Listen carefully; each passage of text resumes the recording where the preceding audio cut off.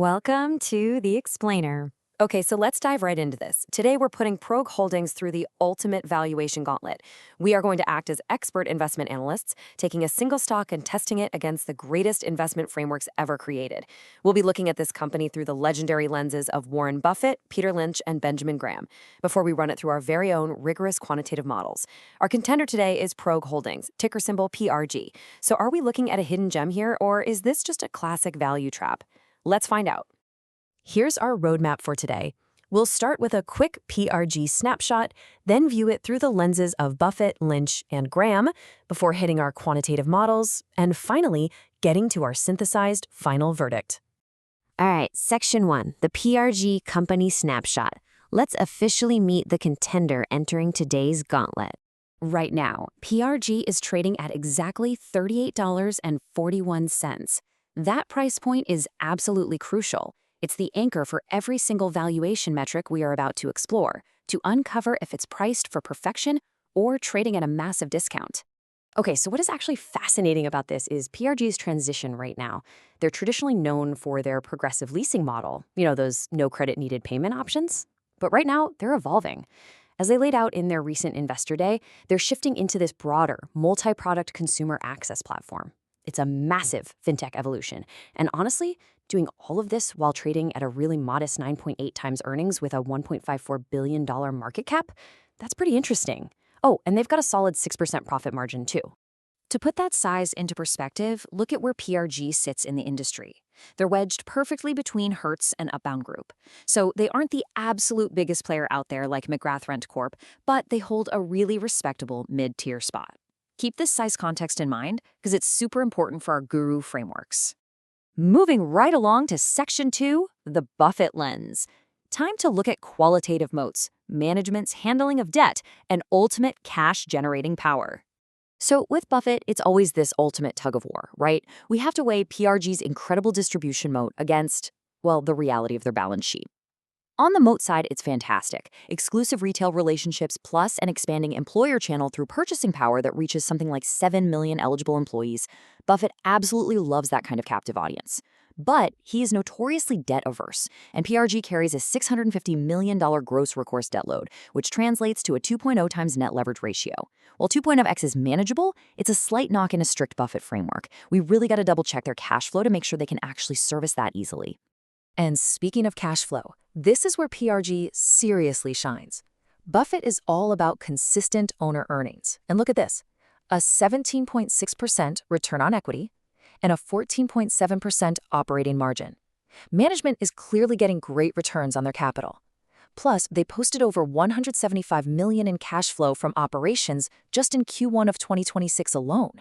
Add in their projection of roughly $614 million in free cash flow through 2028. Yeah, that massive, consistent cash generation easily covers the debt worry and firmly checks Buffett's owner earnings box. All right, on to Section 3, the Lynch lens. Let's see how Peter Lynch would categorize this company's growth narrative and evaluate its momentum. If you look at their recent Investor Day data, Lynch would probably call PRG a stalwart in turnaround. It's kind of a hybrid. They're a mature, profitable company, but they're pulling off a major strategic shift to get back to rapid growth. Specifically, they are aggressively targeting a 20 to 25% gross merchandise volume, or GMV, compound annual growth rate over the next 3 years. Lynch loved a good turnaround story, provided the underlying business was solid and the new strategy made sense. Now, you can't talk Lynch without talking PEG ratio, that's price to earnings divided by the growth rate. A PEG of 1.0 is considered perfectly fair value, and PRG sits at 1.4x, so it's in a moderate range.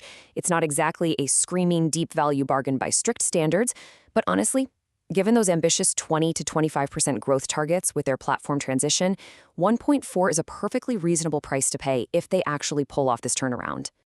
And look at how the street is feeling about it. Wall Street sentiment is visibly bullish here. 6 buy ratings, 2 holds, and absolutely 0 sells. The median price target is $45, reaching all the way up to $57.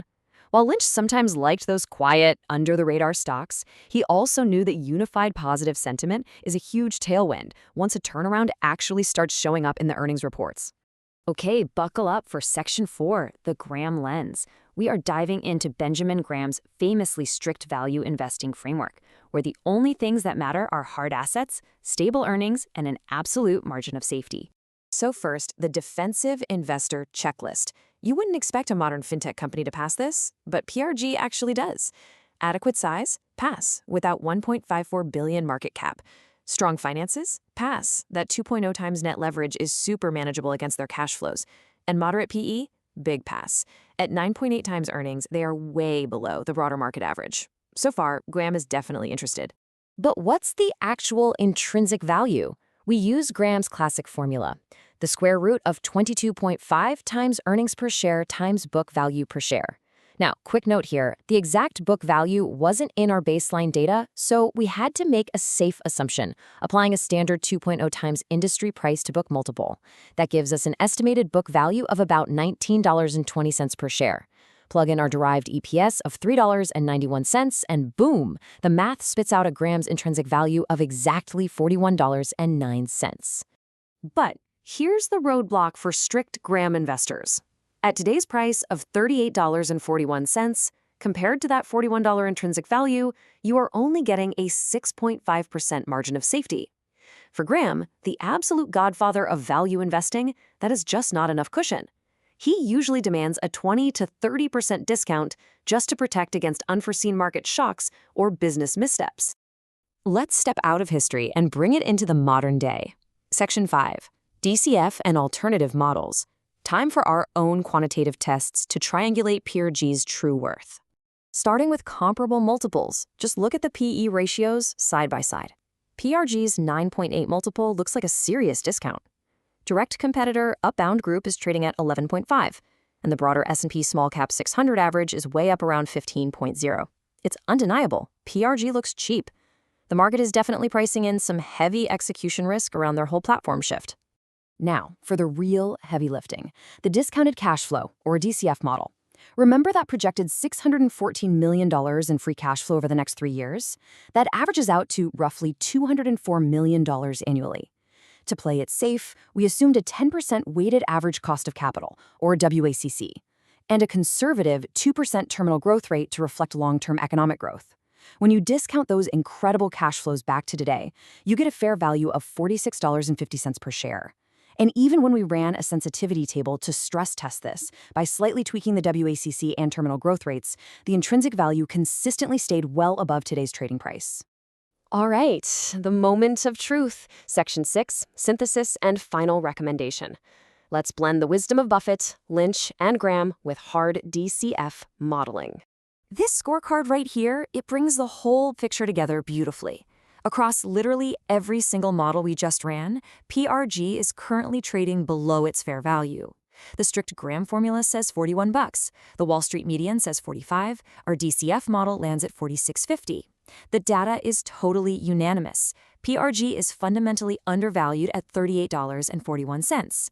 But it really comes down to balancing the scales, doesn't it? On one hand, you have massive strengths, a catalyst for 20 to 25% GMV growth, over $500 million in projected free cash flow, and a bargain 9.8 PE multiple. But on the other hand, you face very real risks, a $650 million debt load, the operational friction of entirely shifting their business model, and of course, the macro threat of unemployment pressures hurting their core customer base.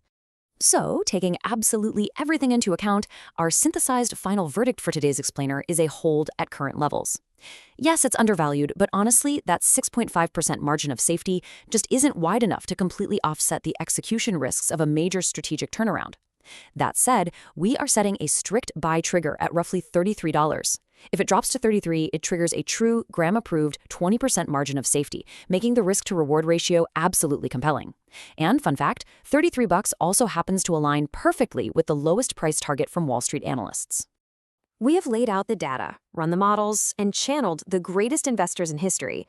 But at the end of the day, investing is deeply personal. So you have to ask yourself, factoring in those massive cash flows versus the turnaround risks, what margin of safety do you require to pull the trigger? Thanks so much for tuning into this explainer, and keep testing those valuations.